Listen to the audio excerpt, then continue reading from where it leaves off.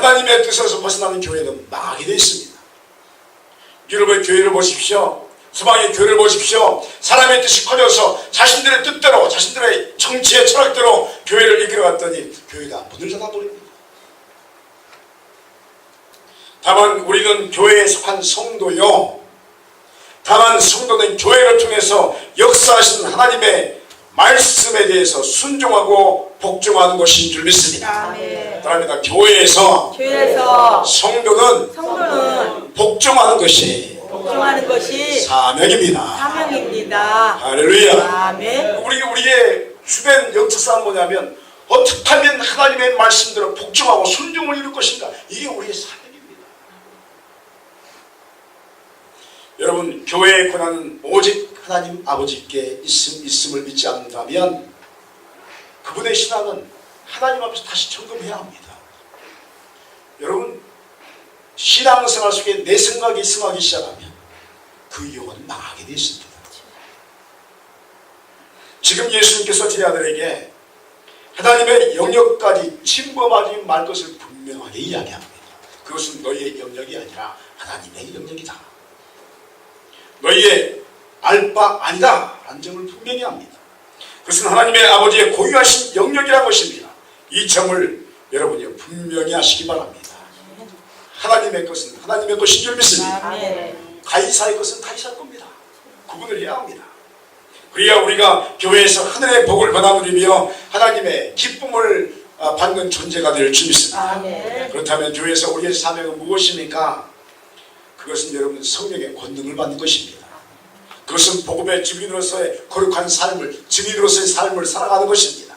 8절에 보니까 오직 성령이 너희에게 임하시면 너희가 권능을 받고 예루살렘과 온 유대와 사마리아와 땅끝까지 이르러 내 증인이 되리라 하시니라 라고 말씀하고 있습니다. 사랑하는 여러분이요, 신앙생활은 기본적으로 성령의 권능을 받는 곳에 있음을 믿으시기 바랍니다. 아멘. 우리의 믿음의 1차적인 목표는 뭐냐면 권능에 있습니다. 세상에서 사번 사람들의 목표는 무엇입니까? 돈을 많이 버는 것이 있습니다. 오나고 바라긴 여러분 돈 많이 버시길 축원드립니다. 어떤 목사가 이런 축원을 하겠어요? 여러분 돈 많이 버시기 바랍니다. 하나님의 물질의 복이 여러분에게 임하시길 바랍니다. 왜냐하면 기본적으로 세상을 살아가는 것은 기본적으로 그런 목표를 갖기 때문에 그렇습니다. 사업하는 사람은 돈 많이 갖는 것입니다. 정치하는 사람의 목표는 무엇입니까? 세상의 권세를 많이 얻는 것입니다. 학자들의 목표는 무엇입니까? 자신의 말에 권위를 세우는 명예를 소유하는 것입니다. 제가 요즘에 이제 논문 쓴다고 제 지도교수 선생님을 찾아가서 열심히 제 이론을 설명합니다. 열심히 설명하는데 내가 아무리 많은 좋은 이론을 설명해도요, 저를 지도하시는 교수님이 노 하면 끝나버립니다. 얼마나 무서운지 모릅니다. 내가 그렇게 몇 달 동안 고민해가지고 교수님 이게 합당한 이론입니다 다 설명해도 다 듣고 나서 하는 말이 아니야 하면 그 끝나는 겁니다. 다시 바꿔야 됩니다. 학자들의 이 소망은 뭐냐면 그런 말을 얻기로 원하는 거예요. 자신의 말에 권위를 얻기로 원하는 거예요. 자신의 지식이 인정받기로 원하는 거예요.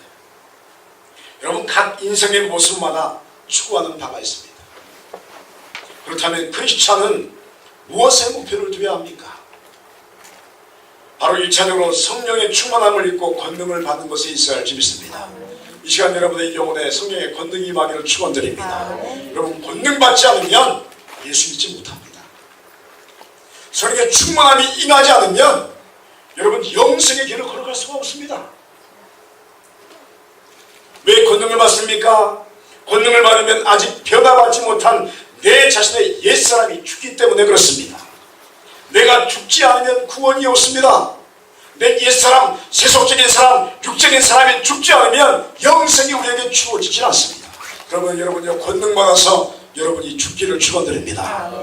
여러분이 죽어야 할 줄 믿습니다. 내가 십자가에 못 박히지 않으면 예수 그리스도와 상관없는 몸만 교회에 다니는 아주 세속적이고 육적인 사람으로 그대로 남아있게 됩니다. 이런 사람을 종교인이라고 합니다. 여러분 종교인에게는 구원이 없습니다. 예수와 상관이 없습니다. 그러므로 우리는 권능을 받아서 새롭게 변화된 하나님의 사람이 되어야 할 줄 믿습니다. 하나님의 사람 되시길 축원드립니다. 하나님의 사람 되십시오. 성령의 사람 되십시오. 예수의 사람이 되십시오. 하나님의 영적인 세계를 알게 되고 그 안에서 변화를 받고 하나님의 사람으로서 세상의 어둠을 몰아내는 성화된 사람이 되는 순간 하나님께서는 복음을 증거하는 증거자의 모습을 여러분에게 허락할 줄 믿습니다. 그래서 권능을 받아 하나님의 사람이 된 사람에게는 복음의 증거자가 되는 사명이 그에서야 주어지게 되는 것입니다. 그것이 우리의 두 번째 믿음 생활의 목표입니다. 우리는 땅끝까지 예수 그리스도의 복음을 증거하는 제자가 되어야 할 줄 믿습니다. 우리 일평생의 소원은 복음을 증거하는 것입니다. 그런데 왜 우리는 세상의 증거자가 되지 못합니까? 왜냐하면 성령 받지 못하기 때문입니다. 여러분에게 왜 영혼의 그 구원의 열매들이 없습니까? 왜냐하면 여러분에게 성령의 권능이 임하지 않았기 때문입니다.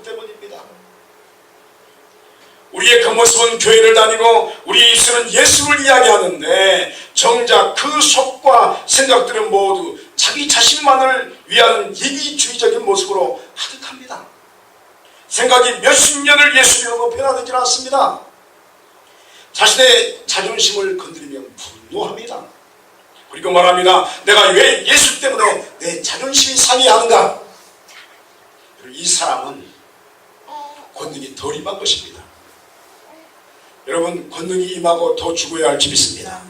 따라합니다. 성령님 내게 권능을 더하여 주옵소서. 주님 십자가 안에서 내가 죽기를 원합니다. 할렐루야. 아멘. 사랑하는 성도 여러분이요, 예수 그리스도의 복음을 증거하면 성령께서 구원받은 사람은 구원받게 할 줄 믿습니다. 세상에는 아직도 구원받았는데 선택받았는데 아직 구원받지 않은 예비된 영혼들이 있습니다. 저는 그 사람들을 주님 앞으로 데려온 것입니다. 그런데 정작 중요한 것은 복음을 증거하고 내 영혼이 변화를 받지 못하면 다른 사람의 구원이 나에게 큰 기쁨으로 다가오지 않습니다. 구원받았는데 아무런 느낌이 없습니다. 그래서 주님께서 우리에게 명령하신 것은 먼저 성령의 권능을 받아라 하는 것입니다. 그러기 위해서 십자가의 옛자가 못 박혀 죽어야 하는 것입니다. 그러면 성령께서 임하셔서 우리의 모습을 새롭게 하실 줄 믿습니다. 여러분, 내 모습이 새로워지지 않는데 어떻게 세상의 어둠 속에 갇혀있는 영혼들에게 내 모습에 임하신 하나님을 이야기할 수 있겠습니까? 세상이 어둠 속에 가득합니다. 그런데 내 안에 빛이 없는데 어떻게 그 빛을 비추면서 이것이 바로 주님의 빛이다라고 말할 수 있겠습니까? 그래서 우리의 목표는 성령을 받아서 하나님의 사람으로 변화되어지는 것에 먼저 우리의 목표점이 있는 줄 믿습니다. 여러분, 새 사람 되시기를 축원드립니다. 예수님께서 복음 전파의 사명을 제자들에게 주시고 하늘로 승천해 가셨습니다. 그리고 천사들이 직원합니다. 올라가신 모습 그대로 다시 오실 것을 말입니다. 그런데 놀라운 점은 예수 그리스도께서 올라가신 후에 다시 이 땅에 그 모습 그대로 오신다고 말하면서 이 뒤에 또 누가 또 내려오십니다. 예수님이 올라가셨습니다. 또 누가 내려오십니다. 그분이 누구십니까? 성령 하나님이신 줄 믿습니다. 성령이 강림하십니다. 그러므로 우리는 성령 하나님의 충만 안에서 이미 허락되어진 하나님 나라를 사랑할 수 있으니 아직 완성되지 않은 하나님 나라를 향하여 복음의 길을, 십자가의 길을 걷게 될 줄 믿습니다. 11절에 보니까 이르되 갈릴리 사람들아 어찌하여 서서 하늘을 쳐다보느냐. 너희 가운데서 하늘로 올려주신 이 예수는 하늘로 가심을 본 그대로 오시리라 하였느니라 라고 말씀하고 있습니다. 사랑하는 성도 여러분이요, 예수 그리스도를 믿는다는 것은 이 땅에서부터 천국을 살아가는 것을 의미하는 것입니다. 천국 살아가길 소원합니다. 아멘. 예수 믿으면 행복할 줄 믿습니다. 아멘. 그렇습니다. 예수를 믿으면 영생이 이미 우리에게 주어지게 됩니다. 그리고 이 땅에서부터 완전하게는 체험되지는 않지만 믿음 안에서 희미하게, 그리고 때로는 분명하게 하나님 나라를 맛보고 체험하고 그 나라를 살아가게 되는 것입니다. 이 말은 반대로 말하면 이 땅에서부터 지옥을 살아가는 사람도 있는 것입니다. 그것은 부자냐 가난하냐 상관없습니다. 권세가 있느냐 없느냐 상관없습니다. 상위 몇 프로에 사느냐 하위 몇 프로에 사느냐 상관이 없는 것입니다. 똑같은 인생을 살아가는데 하나님은 공평하신 줄 믿습니다. 그럽니다. 하나님은 공평하십니다. 공평하십니다. 우리가 보통 그러죠. 우리의 모습 바라보면서 하나님 불공평하십니다. 나에게 왜 돈을 주지 않습니까? 하나님 불공평하십니다. 나에게 왜 건강을 주지 않습니까? 그런데 하나님은 공평하신 줄 믿습니다. 여러분 부유함과 건강치 못함과 전혀 상관없이 여러분의 영혼에 하나님께서 천국을 허락하실 줄 믿습니다. 그런과 전혀 상관없이 예수를 제대로 믿지 않으면 지옥을 살아갈 줄 믿습니다. 그래서 공평하신 겁니다. 아주 공평하십니다. 그러므로 신앙생활은 행복해야 할 줄 믿습니다. 예배를 드리면서 성령 하나님을 체험하는 은총을 받을 때에 그곳에 하나님 나라가 이미 임한 줄 믿습니다. 말씀을 붙들고 기도할 때에 우리 인생에 겪게 되는 역경과 고난의 문제가 내 영혼을 얽매이지 못하고 해방되는 역사가 우리의 삶에 그대로 있게 될 줄 믿습니다. 여러분 기도하면 하나님 나라가 임할 줄 믿습니다. 여러분 제가 요즘에 기도하는데 이제 제가 불만이 좀 있었어요. 무슨 말이냐면 어떤 이제 저 영성사역 하시는 분 기도하면 막 다 보인대. 하나님 나 다 보고 싶은데 왜 그러십니까? 나에게 보여주시오 하는데 깨달음을 주시는데요. 하나님이 함께 하시는 거예요. 여러분 기도하면 여러분도 함께 할 줄 믿습니다.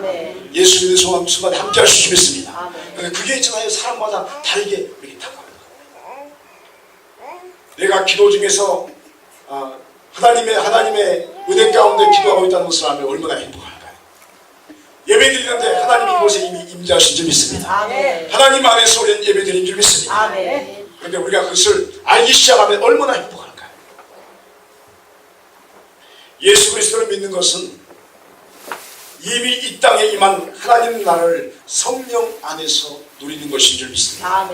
그 인생의 모든 여정을 권능으로 힘있게 살아가며 성령의 인도하심 속에서 하나님 아버지께서 계시는 영원한 하나님 나라로 들어가는 것입니다. 사랑하는 성도 여러분이요, 우리는 이 땅에서 하나님 나라를 살아갈 수 있을 줄 믿습니다. 이왕 믿는 것 천국을 살아가시기 바랍니다.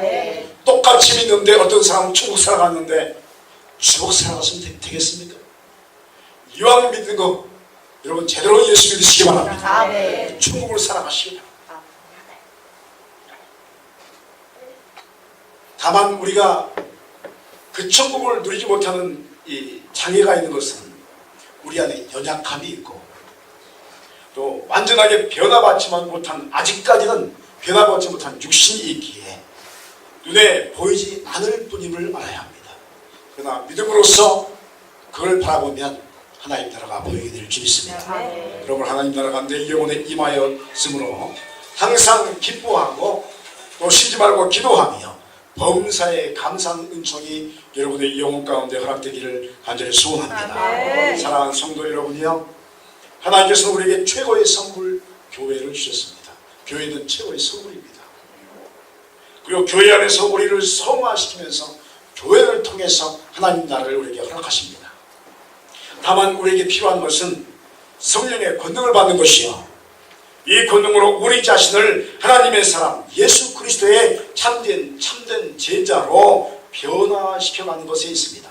그러므로 우리의 온전한 마음의 관심과 우리의 정신의 집중은 하나님 성령 하나님의 임재 속에서